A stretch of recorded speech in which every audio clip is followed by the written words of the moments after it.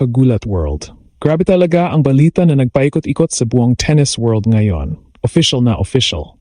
Pagkatapos ng mabilis na 6-0, 6-2 na pagkatalo kay Karolina Muchova sa round of 16 ng Miami Open, may pagkakataon na si Pinoy's pride na si Alexandra Ala nababawi sa 2026 Porsche Tennis Grand Prix sa Stuttgart, Germany. April 13th hanggang 19th sa Porsche Arena, isang WTA 500 tournament sa indoor clay courts. Si Muchova, seeded number 8 at confirmed sa main draw. Si Alex, nasa qualifying rounds pero handa nang mag-grind para makapasok at harapin ulit ang Czech star. Buong mundo, nagdiwang na. Parang lahat ay nagsasabi na revenge arc loading. At ang daming Pinoy fans na sobrang excited na parang hindi na makapaghintay sa clay season grind na to. Tara, i-breakdown natin ng husto. Una, ang Stuttgart ay isa sa pinakaprestihiyosong WTA 500 events sa tour. Indoor clay ang surface. Pareho ng links na kakadebut lang ni Alex, kaya familiar na ang bounce at speed para sa kanya pagkatapos ng Austria. Stacked talaga ang field, top 4 sa mundo. Aryna Sabalenka, Elena Rybakina, Iga Swiatek at Coco Gauff. Lahat nandito, kasama pa sina Jelena Ostapenko, Emma Raducanu, Lyudmila Samsonova at iba pang heavy hitters. Pero ang pinakamainit na usapan, ang posibilidad ng Alex vs Muchova rematch. Based sa official WTA entry list, si Muchova ay nasa main draw bilang seeded player WTA ranking niya sa paligid ng top 15. Si Alex naman ay second highest ranked sa qualifying draw. Ibig sabihin malakas ang niya makapasok sa main draw. Kung magwi-win siya ng 2 qualifying matches at mag-start ng maayos sa main draw, posibleng magkita sila sa second round o quarterfinals. Hindi guaranteed, pero ang daming analysts at fans ang naniniwala na ito ang perfect stage para sa babawi.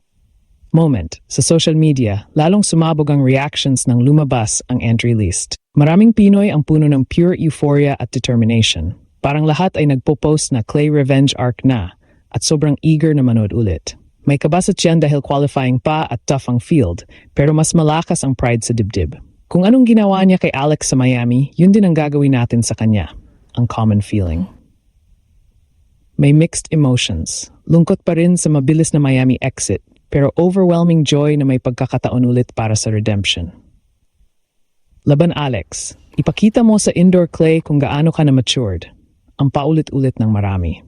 International followers naman ay nahalina. Biglang na-intriga sila sa rising Filipina na handang harapin ang qualifying grind para lang maharap ulit ang seeded number 8. Ang daming emosyonal na kwento mula sa Live Buzz. Maraming fans ang nagmamarka na ng calendar, nag-organize ng watch parties sa Pilipinas at abroad at puro ready na ulit ang full support namin. Ang nararamdaman. Parang Miami Grandstand vibes na babalik, flags waving, cheers on standby at libo-libong Pinoy na dadag sa Porsche Arena kung makakapasok si Alex. Young supporters? Inspired na parang siya ang proof na kahit qualifying, kaya niyang maging champion material. Kahit may kaunting worry dahil sa fatigue mula sa back-to-back clay events, Linz muna tapos Stuttgart, ang overwhelming opinion ay positivity. Naniniwala silang ang kanyang lefty advantage, improved movement at never-give-up attitude ay perpekto para sa indoor clay rallies. Opportunity to para mag-prove ulit si Alex at makuha ang respak. Ang dating ng marami. Bakit malakas ang tsansa ni Alex na magbabawi? Tingnan natin ang matchup. Sa Miami, si Muchova ay dominant sa hard court, mabilis, flat-hitting at walang tigil ang pressure. Pero sa indoor clay ng Stuttgart, different story. Si Alex ay fresh off ang clay debut sa Linz, at ang kanyang aggressive baseline game ay maaring mag-force ng longer rallies kung saan ang lefty spin niya ay magiging deadly. Si Muchova ay magaling, oo. Defending champion sa ibang events at may solid clay record. Pero si Alex ay 11 years younger, puno ng hunger, at may X-factor na nakahawa. Career high number 29 si Alex, pataas ng pataas at ang momentum mula sa top 10 scalps na sina Keys, Swiatek, Paolini at Ostapenko ay dala-dala niya. Maraming tennis experts ang naniniwala na ang qualifying grind na to ay magiging perfect test para kay Alex. Kung makakapasok siya sa main draw, ang crowd factor na siguradong dadagsa ang Pinoy community sa Germany ay magbibigay ng extra adrenaline. Stuttgart qualifying incoming, let's go! Ang paulit-ulit sa X at iba pang platforms. Puno ng positivity ang fans, excited sa possible deep run, proud sa pagkakaroon ng kababayan sa ganitong prestihiyosong event, at sobrang hopeful na magiging isa pang ginulat ang Mundo chapter ang April na to. Si Alex mismo ay nananatiling grounded at focused habang naghahanda. Base sa kanyang post-Miami at clay prep vibes, thankful siya sa bawat pagkakataon, committed sa pag-improve sa movement at tactics para sa clay, at excited na harapin ang non-stop challenge. Hindi siya nagpapakita ng takot sa qualifying. Sa halip, tingnan mo ang kanyang mindset, step by step, pero sure ang progress. Yun ang nakakahawa sa lahat ng fans. Ang kanyang humility at dedication ang nagiging extra fuel para sa Stuttgart campaign. Maraming analysts ang naniniwala na ang qualifying grind na ito ay mabibigay ng malaking ranking points kung makapasok siya sa main draw at posibleng maging historic para sa kanyang European swing. Buong Germany at tennis community naiintriga at nai-inlove sa schedule niya. Mula sa Linz hanggang Stuttgart, patuloy ang clay adventure ni Alex at ang buzz ay electric.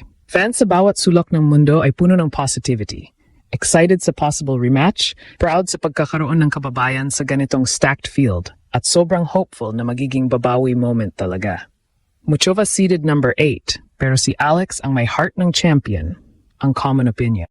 Isipin niyo, 20-year-old Filipina na nasa qualifying, handang mag-grind laban sa isang seeded veteran na may Grand Slam experience. Sa papel, favorite si Muchova. Pero sa court, si Alex ang may X-factor, lefty spin, powerful ground strokes, at mental toughness na nakita na natin sa Miami at Dubai. Kung magkakaroon siya ng solid serve game at consistent returns sa indoor clay, malamang na upset to. Bukod pa yun, ang kanyang fitness at recovery. Fresh pa siya post-Linz, habang si Muchova ay may history ng inconsistency sa malalaking moments. Ang ganda ng teaming nito lahat. Pagkatapos ng Respak story ni Coco Gauff, laban kay Muchova sa Miami semis. Patuloy ang karma sa tennis. Ngayon, si Alex ang may pagkakataon na magdagdag ng kanyang chapter. Ang daming naniniwala na ang ganitong young guns na may big game mentality ay nagiging game changers at si Alex ay eksaktong ganun. Sa buong Pilipinas, ang hype ay electric. Mula sa X hanggang Facebook at TikTok, puro positive opinions ang lumalabas. Maraming naniniwala na ito lang ang simula ng mas malalaking achievements. Mas malalim na runs, mas malalaking titles, at patuloy na pag-akyat sa ranking. Kahit may areas pa siyang kailangang i-polish, ang work ethic niya at good attitude ang magiging susi. At yun ang nakakahanga sa lahat, hindi siya nagmamadali, step by step, pero sure na sure ang progress. Kaya't mga kababayan, ready na ba kayo? Qualifying mode on para kay Alex sa Stuttgart. Airport sa lubungan sa Germany? Watch parties sa Pilipinas. Abangan natin ang qualifying draw at ipakita sa buong mundo kung gaano kalakas ang Pinoy power. Si Muchova ay seeded number 8, pero si Alex, may puso ng champion at buong bansa sa likod niya.